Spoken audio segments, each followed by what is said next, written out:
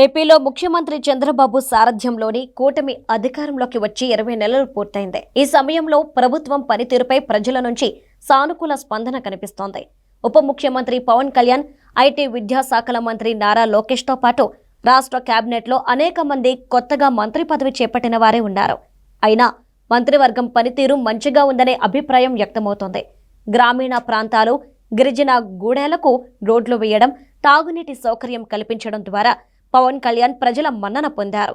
Google data centre, TCS, Cognizant వంటి IT Giants ని ఏపీకి తీసుకురావడం ద్వారా నారా లోకేష్ మంచి మార్కులు కొట్టేశారు.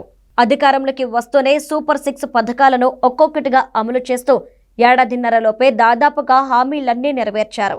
ముఖ్యంగా పెన్షన్లను 4,000కు పెంచి అంతకుముందు 3 నెలలకు పెంచిన మొత్తాన్ని కలిపి ఒకేసారి 7,000 అందించడంతో ప్రజల్లో మంచి పాజిటివిటీ వచ్చింది. తల్లికి వందనం పథకాన్ని ఇంట్లో ఎంతమంది పిల్లలు ఉంటే అంతమందికి అమలు చేయడం పట్ల ప్రజలు సంతృప్తి వ్యక్తం చేస్తున్నారు.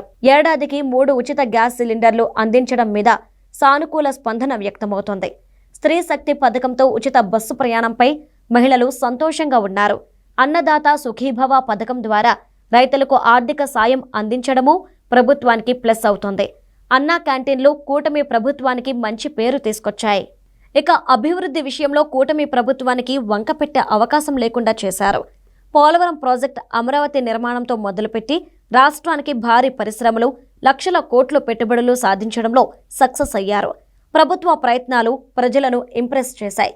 ఈ విషయంలో ముఖ్యమంత్రి చంద్రబాబు నాయుడికి 100కి 100 మార్కులు పడతాయి. గత ప్రభుత్వం చేసిన విధ్వంసంతో పారిశ్రామికవేత్తలు ఏపీ అంటేనే భయపడే పరిస్థితి నుంచి పెట్టుబడులకు రాష్ట్రాన్ని కేర్ ఆఫ్ అడ్రస్గా మార్చడం సీఎం చంద్రబాబు అనుభవంతోనే సాధ్యమైంది. కూటమి పార్టీల ఐక్యత, ప్రజాసేవ, రాష్ట్ర అభివృద్ధి కోసం చూపిస్తున్న చిత్తశుద్ధి, అమలు చేస్తున్న సంక్షేమ పథకాలు, జరుగుతున్న అభివృద్ధి పనులతో ప్రస్తుతానికి ప్రభుత్వంపై వ్యతిరేకత అనే మాటే వినిపించడం లేదు. ఇదే ట్రాక్ రికార్డ్ని కొనసాగిస్తే కూటమికి తిరుగుండదని చెప్పుకోవచ్చు.